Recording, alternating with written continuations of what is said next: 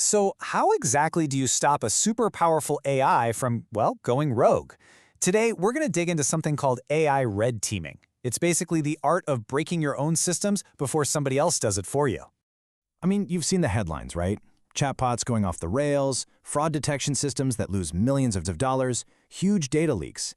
The thing is, these AI models, they look perfect in the lab, but then they get out into the real world and they can just break in the most spectacular ways. So the real question is, how do you find all those hidden flaws before they cause some serious damage? Okay, so what's the fix? Well, this number right here, it's a massive clue. It turns out that organizations that actively try to break their own AI systems, a strategy we're going to call teaming, they find an incredible 92% more vulnerabilities before the thing ever goes live. And let's be clear, that's not just a little improvement, that's a total game changer. And here's why this is so crucial. When an AI system messes up, it's not just some technical glitch we're talking about. No, it hits the bottom line hard. We're talking real financial loss. And maybe even worse, it can absolutely trash a company's reputation. And that is way harder to fix.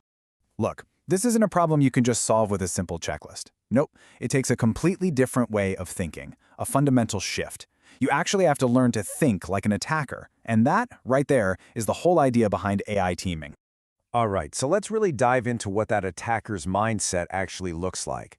It's this whole philosophy that, believe it or not, comes from places like military strategy and aerospace engineering. Fields where the stakes are just unbelievably high. At its very heart, it's this practice of organized skepticism. So instead of just crossing your fingers and hoping for the best, you're proactively, systematically hunting for every possible failure point. It's all about asking what could go wrong here, long before your customers ever have to ask that question. And this comparison really gets to the core of the whole issue. You've got the builder, and their whole world revolves around one question: how do I make this work? But then you have the attacker, and they're asking something totally different: how do I make this fail? They're the ones looking for all the weird loopholes and edge cases that the builder, just by their very nature, is going to have a blind spot for.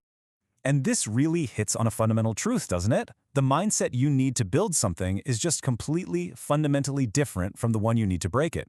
You really can't do both jobs well at the same time, and that's exactly why you need dedicated teams with very different roles. So who are the actual players in this strategy?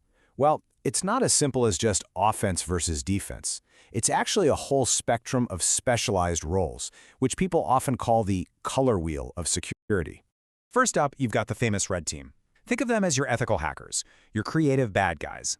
These folks do not follow a script. Their entire job is to think like a real-world attacker and just throw everything they've got at the system.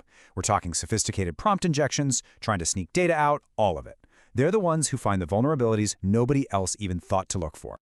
Okay, so on the other side of the coin, you have the blue team. These are your defenders. They're the architects building the fortress. And here's the key. When the red team finds a way in, the blue team doesn't just patch that one little hole. No, they study the entire attack and they build bigger systemic defenses, like way better content filters or brand new anomaly detection systems to protect against that entire category of threat. Now, this next part is where things get really powerful. The purple team. Think of them as the essential translators, the bridge between red and blue. Their job is to completely break down those communication silos. So instead of the red team just filing a report that sits in a ticket queue for weeks, the purple team makes sure that when an attack happens, the blue team is right there, watching, learning, and building defenses in real time. This one role collapses the feedback loop from like weeks down to minutes. And believe it or not, the collaboration doesn't even stop there. The most mature organizations, they build out a full support crew. You've got teams dedicated to training developers, others that assess business risk, and some that even focus on the insider threat. The whole point is to make security a part of the company's DNA, a part of the culture. Okay, so we've met the players. But the big question is, when do they actually show up to the game? And the key thing to remember is that this is not a one-time check at the end. It's a continuous process that's woven right into the entire AI development lifecycle. So if you look at the timeline, security is involved from day one, right from data prep. But the real action, the most intense period, is right here, pre-deployment. This is where the red, blue, and purple teams all come together for this massive, concentrated effort to make the system as tough as possible before a single real user ever touches it. And of course, it doesn't just stop at launch.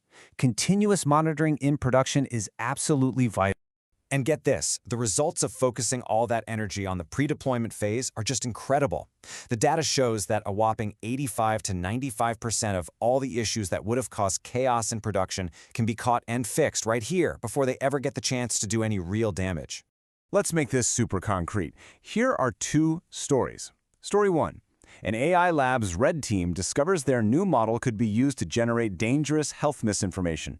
They catch it before it's released, they build the right defenses, and the model gets deployed safely. Now, story 2.